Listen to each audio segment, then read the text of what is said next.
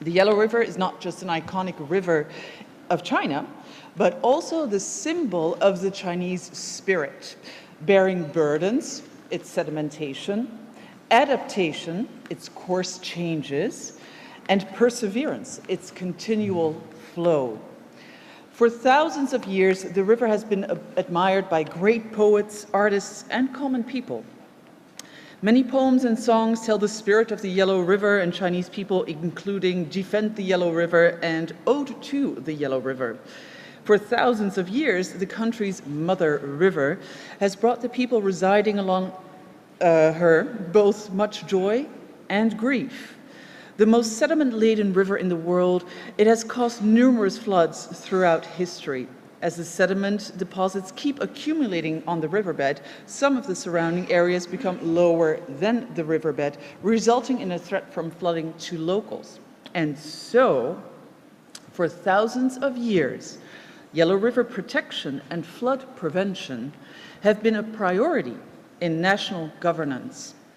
On the heels of the Yangtze River Protection Law, China's first law governing river basins that took effect on March 1st, 2021, the year 2022, so last year, saw the adoption of the Yellow River Protection Law. The law specifies a series of institutional measures, emphasizing that by focusing on key areas, implementing, and I quote, major ecological restoration projects, accelerating regional desertification control, increasing the comprehensive control of soil erosion, promoting wetland protection and ecological governance, and so on and so forth, to ensure those relying on her stream can bank on her assets for centuries to come.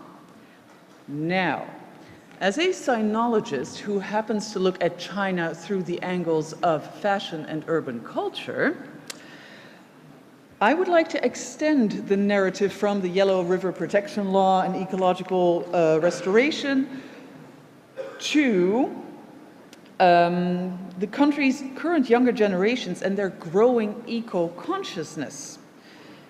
So their growing awareness of sustainability from their wardrobes to their general lifestyles. It's like the Yellow River protection culture is overflowing, spilling over.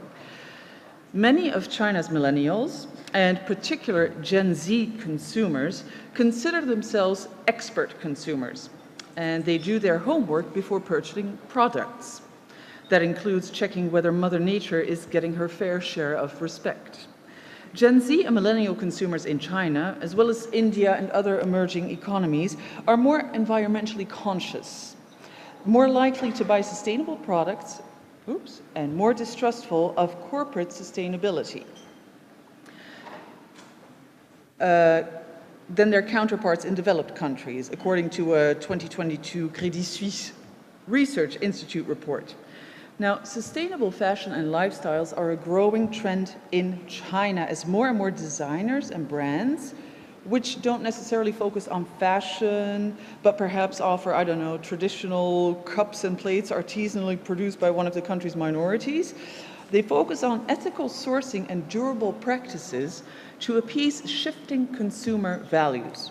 So it's out with fast fashion, fast living, and in with long-lasting, eco-friendly, responsibly produced items. From yak yarn spinning and weaving cooperatives on the Tibetan plateau, teaming up with brands across the country seeking to offer new, exclusive, exotic, sustainable wear to ecologically and ethically conscious consumers, to young designers turning unwanted clothes into the most hot wardrobe, the most burning wardrobe desires. It's a circular and sustainable revolution in motion, the ultimate spillover effect.